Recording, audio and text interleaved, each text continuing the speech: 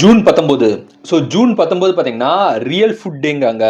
ஃபுட்டில் வந்து ரியல் ஃபுட்னா என்னன்னு பார்த்தீங்கன்னா, உங்கள் உடம்புக்கு ஹெல்த்தியாக இருக்கக்கூடிய நல்ல ஆரோக்கியமான சத்தான சாப்பாடை நீங்கள் தேடி சாப்பிடணும் அப்படிங்கிற பர்பஸ்க்காக தான் வந்து இந்த ரியல் ஃபுட் டே வந்து வச்சுருக்காங்க. ஆமாம், இந்த நாளை பார்த்தீங்கன்னா வேர்ல்டு டப்பாஸ் டேங்கிறாங்க. டப்பாஸ் அப்படின்னு பார்த்தீங்கன்னா ஸ்பெயினில் பண்ணக்கூடிய ஒரு வகையான ஸ்நாக்ஸ் ஐட்டம்ஸ் வந்து இந்த டப்பாஸுமாங்க.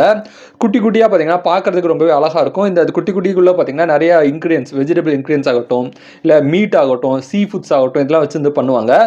இது வந்து ஒரு பார்க்கறதுக்கு ரொம்ப அழகாக இருக்கும். ஒரு ஸ்பானிஷோட ஒரு பாரம்பரியமான ஒரு ஸ்நாக்ஸ்ன்னு சொல்லலாம்.